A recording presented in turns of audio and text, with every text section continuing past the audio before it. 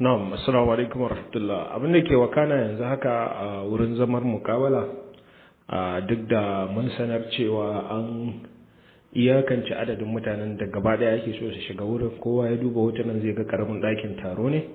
Na biyu, an addade an ba da tag, shi kwamishina Baba Impossible shi ya ba da tag na shiga, shine alamar cewa an baka damar ka shiga wurin. Akwai adadin mutane wanda mun faɗa cewa bangaren izala ahlus sunna muna da malam Rabi Umar Rijiyar Lemu, akwai malam Kabiru Bashir Hayaki Fidda na Kogo. Bangaren Dariqa Tijjaniya akwai malam Abubakar Madatai. Bangaren Kadiriya akwai malam Mas'udu Hotoro. Shi wannan malam Mas'udu Hotoron ɗalibi ne a da, ko kuma mabiyi ne a da ga shi Abdul Jabbar din, wanda in ba a manta ba shekarun baya can sun taba zaman mukabala da shi da malam Kabiru Bashir game da ra'ayi da abubuwan da Abdul Jabbar yake karewa, shi malam Mas'udu Hotoron yake karewa. Daga baya ya fahimci cewa abinda Abdul Jabbar din yake ciki yake kai ƙarya ce, ya tsallake ya gudu ya bashi. A karen yanzu haka maganar da ake yi akwai recording, ana ɗaukar karatu, ana ɗaukar mukabalar, amma ba za a sa ta kai tsaye ba. In an gama akwai gidajen TV da talabijin da za su haska, wanda daga ciki akwai namu na Sunna TV da sauran wasu gidajen TV da talabijin kamar su African TV da sauransu. Don haka in an gama zaman, kowa ya je ya dako, insha Allah za a sanar lokacin da za a sa mukabalar, kowa ya saurara.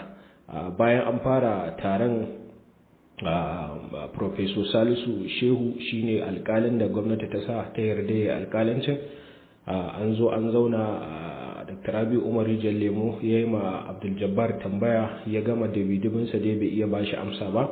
Haka Dr. Malam Kabiru Bashir Abdulhamid Hayaki Fidda na Kogo ya yi masa tambaya, shi ma ya kasa ba da amsa, ya sake kunna masa muryarsa abin da ya faɗi, ya kasa ba da amsa.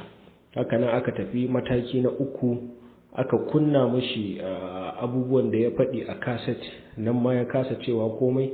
Sai ya sa doka ya ce tunda ba za a yi masa adalci ba, wai yanzu dole a koma a sa masa karatuttukan, a kafa masa hujja da abin da aka kai ma gwamnati ana tuhumar shi akai. Shi alkali ya yarda da haka, kuma malaman ma suka yarda da haka. Aka dawo aka danna masa wasu daga cikin abubuwan da ya faɗa. Daga ciki shine an tambaye shi game da kwartanci da ya nasaba ma Annabi sallallahu alaihi wasallam, nan ma ya kasa ba da amsa. So karshe dai littattafai da ya zo da su sama da 500 an kasa buɗe ko ɗaya har yanzu, saboda ya ga abin da ya faɗa ya kasa kare su. So yanzu haka malam Kabiru Bashir ya sake komawa yi masa tambaya akan hadisin da ya ce Annabi sallallahu alaihi wasallam ya yi kwartanci, wa iyazu billah. Haka nan shi ma ya kasa cewa komai.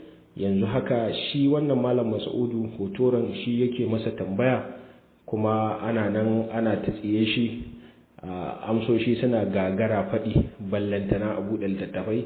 Don haka a yi haƙuri, insha Allah idan an samu wani update za a sanar da mutane halin da ake ciki. Allah ya ɗaukaki gaskiya, ya karya ƙarya a duk inda take.